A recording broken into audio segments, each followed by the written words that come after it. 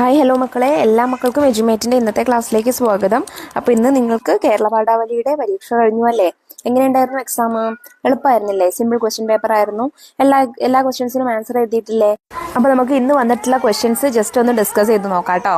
പ്രവർത്തനം 1, വായിക്കാം എഴുതാം. മണിക്കല്ലിനെ പുഴ വീണ്ടും എടുത്തു നടന്നിരുന്നെങ്കിൽ അത് കൂടുതൽ ചെറുതായേനെ. ഏറ്റവും ഒടുവിൽ മണൽത്തരിയായി മാറി കടലോരത്തെ അതിന്റെ സഹോദരങ്ങളുമായി ചേരുമായിരുന്നു.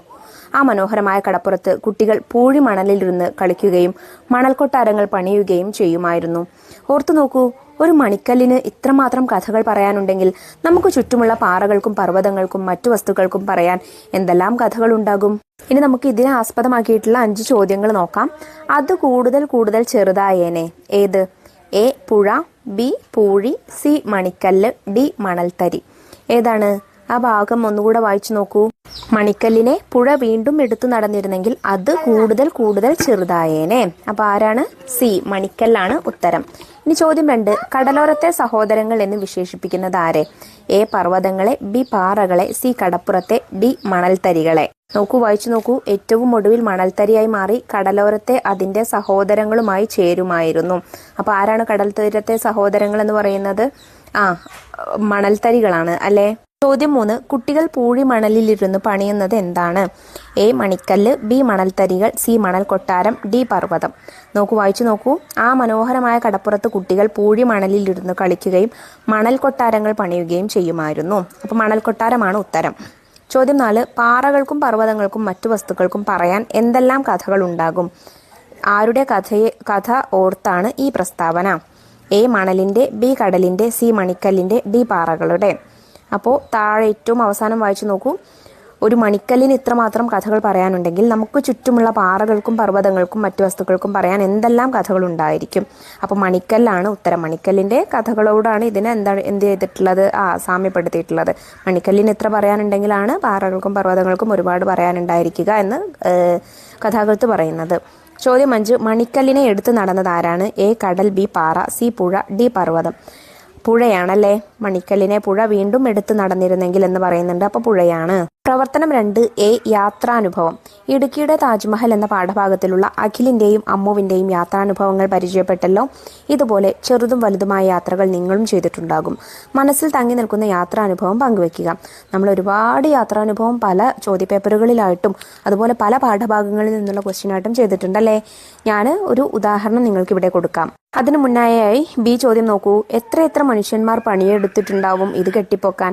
എന്തിനെ കുറിച്ചാണ് ഈ പ്രസ്താവന? Taj Mahal, Idukki dam, Mullaperiyar dam, Kurathimala. ഇടുക്കി ഡാമിനെ കുറിച്ചാണ് കേട്ടോ. ഇനി നമുക്ക് യാത്രാനുഭവം നോക്കാം. കഴിഞ്ഞ അവധിക്കാലത്ത് ഞാനും എൻ്റെ കുടുംബവും സഞ്ചാരികളുടെ പറുദീസ എന്നറിയപ്പെടുന്ന വയനാട്ടിലേക്കായിരുന്നു യാത്ര പോയത്. ഒരുപാട് സമയത്തെ യാത്രയ്ക്ക് അവസാനം വയനാട് എത്തിയെന്ന് അച്ഛൻ പറഞ്ഞു. ദൈവത്തിന്റെ സ്വന്തം നാട്. കേരളത്തെ സ്വർഗതുല്യമാക്കുന്നതിൽ വയനാടിനുള്ള പങ്ക് വളരെ വലുതായിരുന്നു. ഒരു ഭാഗത്തു പച്ച വിരിച്ച പരവതാനികൾ വിരിച്ച വഴിയിലൂടെ യാത്ര ചെയ്യുമ്പോൾ ശുദ്ധവായുവിന്റെ യഥാർത്ഥ രുചി അറിഞ്ഞു. ആ പച്ചപ്പ് കണ്ണിനും മനസ്സിനും ഒരുപോലെ കുളിർമ നൽകുന്നതായിരുന്നു. വയനാട്ടിൽ ഒരുപാട് സ്ഥലങ്ങളുണ്ട് കാണാൻ. ഞങ്ങൾ പോയത് പൂക്കോട് തടാകത്തിലേക്കായിരുന്നു. ചുരം കയറുന്ന സമയത്ത് ഒരുപാട് വന്യജീവികളെ കാണാൻ കഴിഞ്ഞു. ഇടതൂർന്ന മലകളും വനങ്ങളും തടാകത്തിന് ചുറ്റും കാണപ്പെടുന്നുണ്ടായിരുന്നു. അതിനു ചുറ്റും നടക്കാനായി നടപ്പാത ഒരുക്കിയിട്ടുണ്ട്. തടാകത്തിൽ ചുറ്റി സഞ്ചരിക്കാനായി പെഡൽ ബോട്ടുകളും. ഞങ്ങൾ അതിൽ കയറി കുറച്ചുനേരം യാത്ര ചെയ്തു. തടാകത്തിൽ നിറയെ നീല നിറത്തിലുള്ള ആമ്പലുകൾ നിറഞ്ഞിരുന്നു. ഞാൻ ആദ്യമായിട്ടായിരുന്നു നീല നിറത്തിലുള്ള ആമ്പൽ കാണുന്നത്. ഒട്ടേറെ വൈവിധ്യങ്ങൾ നിറഞ്ഞ വയനാട്ടിൽ നിന്നും തിരിച്ചു പോകാൻ ഞങ്ങൾക്ക് മനസ്സ് വന്നതേയില്ല. എങ്കിലും മനസ്സില്ലാ മനസ്സോടെ വീട്ടിലേക്ക് തിരിച്ചു. പ്രവർത്തനം 3, കത്ത്. ചിത്രത്തിൽ ആരെയൊക്കെയാണ് കാണുന്നത്? ഒരു അമ്മയും മകനും അതുപോലെ ഒരു പോസ്റ്റ്മാനും ഉണ്ട് അല്ലെ? കത്ത് തരുന്ന ആളാണ് പോസ്റ്റ്മാൻ. പോസ്റ്റ്മാനെ, വീട്ടമ്മയെ, കുഞ്ഞിനെ അല്ലേ? കത്തുകളിലൂടെ വിവരങ്ങൾ കൈമാറിയുന്ന കാലം നമുക്കുണ്ടായിരുന്നു. ഇപ്പോൾ മൊബൈൽ ഫോൺ സന്ദേശങ്ങളുടെ കാലമാണല്ലോ. കത്തെഴുത്തിന്റെ സുഖം അറിയണമെങ്കിൽ അത് എഴുതുക തന്നെ വേണം. ഓണാഘോഷത്തെക്കുറിച്ച് പ്രിയ സുഹൃത്തിന് കത്ത് തയ്യാറാക്കുക. അപ്പൊ കത്തെഴുതുമ്പോൾ മക്കളെ നമ്മൾ ഒരുപാട് തവണ പറഞ്ഞിട്ടുണ്ട്. ആദ്യം നമ്മളൊരു ബോർഡർ വരയ്ക്കണം. ഓക്കെ, ബോർഡർ വരച്ചിട്ട് തീയതിയും സ്ഥലവും എഴുതണം. ഏതാണ് തീയതി, ഏതാ സ്ഥലം? നിങ്ങൾക്ക് ഇഷ്ടമുള്ള തീയതിയും സ്ഥലവും എഴുതാം. ഇവിടെ തീയതി 11/12/2024. ഇന്നത്തെ തീയതി, സ്ഥലം മലപ്പുറം. പ്രിയപ്പെട്ട സോനയ്ക്ക്. ആർക്കാണോ എഴുതുന്നത് അയാളെ അഭിസംബോധന ചെയ്യുക. പ്രിയപ്പെട്ട സോനയ്ക്ക്, നിനക്ക് സുഖമാണെന്ന് കരുതുന്നു. എനിക്കിവിടെ സുഖം തന്നെ. നിന്റെ സ്കൂളൊക്കെ എങ്ങനെയുണ്ട്? ഇഷ്ടപ്പെട്ടില്ലേ? വീട്ടിൽ എല്ലാവർക്കും സുഖമല്ലേ? ഓണാഘോഷമൊക്കെ എങ്ങനെയുണ്ടായിരുന്നു? ഇവിടെ ഓണാഘോഷം എല്ലാം അടിപൊളിയായിരുന്നു.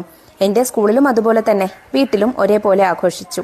പുലിക്കളിയും പൂക്കള മത്സരവും ഓണത്തല്ലും സുന്ദരിക്ക് പൊട്ടുതൊടലും എല്ലാം ഉണ്ടായിരുന്നു. പിന്നെ ഒരു കാര്യം, ഞങ്ങൾക്കായിരുന്നു പൂക്കള മത്സരത്തിൽ 1-ാം സ്ഥാനം. ഞാനും ദിയയും രമയും കൂടിയായിരുന്നു പൂക്കളം തയ്യാറാക്കിയത്. ടീച്ചർ ഒരുപാട് ഞങ്ങളെ അഭിനന്ദിച്ചു. പിന്നെ തിരുവോണത്തിന് വീട്ടിലും ഉണ്ടായിരുന്നു എല്ലാ മത്സരങ്ങളും. ഓണസദ്യയായിരുന്നു എനിക്കിഷ്ടപ്പെട്ടത്. വീട്ടിലേക്ക് അമ്മാവന്മാരും കൂട്ടുകാരും എല്ലാവരും വന്നിരുന്നു. നിന്നെയും ഞാൻ ക്ഷണിച്ചിരുന്നില്ലേ? പക്ഷെ നീ വന്നില്ല. അതെന്തേ? സാരമില്ല, അടുത്ത വർഷം എന്തായാലും നീ വരണം. നിന്റെ ഓണം എങ്ങനെ ഉണ്ടായിരുന്നു? ഓണവിശേഷങ്ങളെല്ലാം ചേർത്തൊരു മറുപടി കത്ത് എനിക്ക് അയക്കണേ എന്ന് സ്വന്തം റിയ. ഓക്കെ, ഈ ഫോർമാറ്റിൽ വേണം നിങ്ങൾ കത്ത് തയ്യാറാക്കാനായിട്ട്. പ്രവർത്തനം 4, വിവരണം തയ്യാറാക്കുക. അപ്പോൾ അതിനു മുന്നേ ആയിട്ട് നമുക്ക് ബി ചോദ്യം നോക്കാം. കൃഷിയുമായി ബന്ധപ്പെട്ട പഴഞ്ചൊല്ല് ഏത്? മിന്നുന്നതെല്ലാം പൊന്നല്ല, മണ്ണ് പൊന്നാക്കണം, പൊന്നുരുക്കുന്നിടത്ത് പൂച്ചയ്ക്ക് എന്ത് കാര്യം, പൊന്നും കുടത്തിന് പൊട്ട് വേണ്ട. ഇതില് മണ്ണ് പൊന്നാക്കണം എന്നുള്ള ചൊല്ലാണ് കൃഷിയുമായി ബന്ധപ്പെട്ടത്. ഇനി ചോദ്യം എ നോക്കാം. വിവരണം. പെരുമഴ. മഴ മഴ പെരുമഴ പെയ്യുന്നു, കളകളനാദമുയരുന്നു, ഇടിയുടെ ശബ്ദം കേൾക്കുന്നു, മിന്നാമിന്നികൾ പാറുന്നു, പെരുമഴ കുത്തിയൊലിക്കുന്നു, കുട്ടികൾ തുള്ളി ചാടുന്നു. ആർദ്ര AS എന്നുള്ള കവയത്രി എഴുതിയ ചെറിയൊരു കവിതയാണ് കേട്ടോ ഇത്. പെരുമഴയെ കുറിച്ചാണ് ഈ കവിത. പുഴയുടെ കൂട്ടുകാരിയായ ചാറ്റൽ മഴയെ മഴ ചാറുമ്പോൾ എന്ന കവിതയിലൂടെ പരിചയപ്പെട്ടല്ലോ.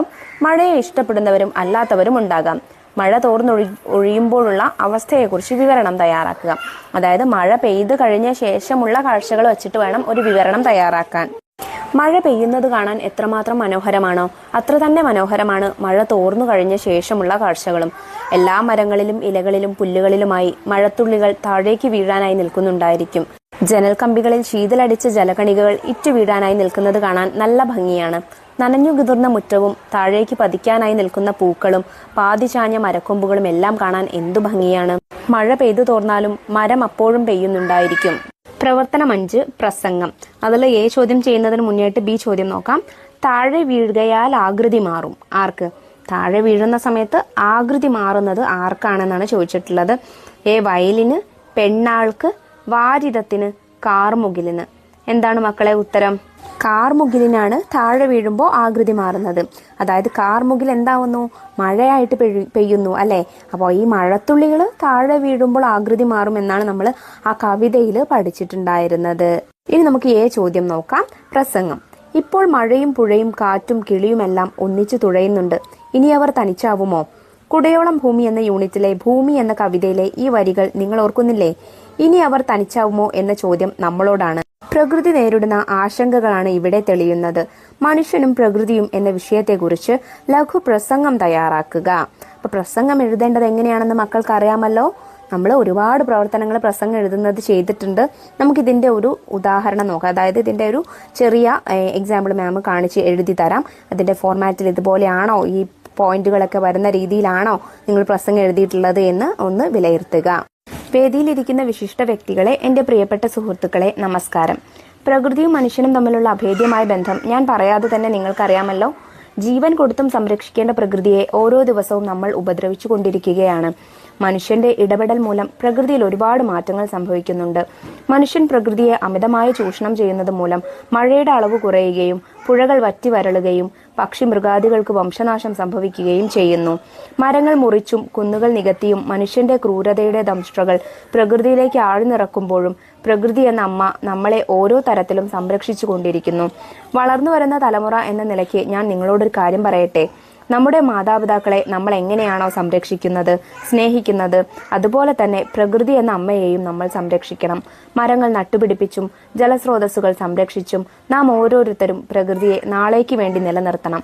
ഒരിക്കൽ കൂടി പ്രകൃതിയെ സംരക്ഷിക്കുന്നത് നമ്മുടെ ഉത്തരവാദിത്തമാണ് എന്ന് ഓർമ്മിപ്പിച്ചുകൊണ്ട് ഞാൻ നിർത്തുന്നു. നന്ദി, നമസ്കാരം. അപ്പൊ മക്കളെ, ഈ പോയിന്റ്സ് ഒക്കെ നിങ്ങളുടെ എഴുതിയിട്ടുള്ള പ്രസംഗത്തിൽ വന്നിട്ടുണ്ടോ? അതായത് പ്രകൃതിയെ നമ്മൾ ചൂഷണം ചെയ്യുന്നതും പ്രകൃതിയെ സംരക്ഷിക്കേണ്ടതിന്റെ ആവശ്യകത പറഞ്ഞുകൊണ്ടുമെല്ലാം വേണം നിങ്ങൾ ഈ പ്രസംഗം തയ്യാറാക്കേണ്ടത്. ഓക്കെ, ഇതെല്ലാം വന്നിട്ടുണ്ടായിരിക്കുമല്ലോ അല്ലേ? പ്രവർത്തനം 6, അനുഭവക്കുറിപ്പ്. നീർനാഗം എന്ന പാഠഭാഗത്തിൽ ബഷീർ ചെയ്ത കുസൃതി എല്ലാവരെയും ചിരിപ്പിച്ചതാണല്ലോ. കുട്ടിക്കാലം കുസൃതികളെയുടേതും കൂടിയാണ്. ഓർക്കുമ്പോൾ ചിരി വരുന്ന ഏതെങ്കിലും ഒരനുഭവം പങ്കുവെക്കുക. ഇത് നമ്മൾ ഓൾറെഡി ആ പാഠത്തിൽ തന്നെ ചെയ്തിട്ടുണ്ടായിരുന്നു. ഈ അനുഭവക്കുറിപ്പ് എഴുതിയിട്ടുണ്ടായിരുന്നു. മക്കൾ ഓർക്കുന്നുണ്ടോ? അപ്പൊ നിങ്ങൾക്ക് ഇഷ്ടപ്പെട്ട, നിങ്ങൾക്ക് അതുപോലെ ചിരി വരുന്ന ഒരു അനുഭവം എഴുതിയിട്ടുണ്ടായിരിക്കും. ഞാൻ നിങ്ങൾക്ക് അതിനൊരു ഉദാഹരണം ഇവിടെ എഴുതി ചേർക്കുന്നുണ്ട് കേട്ടോ. ഒന്ന് വായിച്ചു നോക്കൂ. ചെറുപ്പത്തിൽ ഞാൻ വലിയൊരു കുസൃതിക്കാരിയായിരുന്നു. കുസൃതിക്കാരി എന്നതിലുപരി വാശിക്കാരി എന്ന് പറയുന്നതായിരിക്കും ശരി. എനിക്കിഷ്ടമല്ലാത്തത് എന്ത് കേട്ടാലും നടന്നാലും എൻ്റെ കയ്യിലുള്ള സാധനങ്ങൾ ഞാൻ അപ്പോൾ തന്നെ കിണറ്റിൽ കൊണ്ടുപോയി ഇടും. അങ്ങനെ ഒരു ദിവസം വൈകുന്നേരം ജോലി കഴിഞ്ഞ് അച്ഛൻ വീട്ടിലേക്ക് വിളിക്കുകയായിരുന്നു.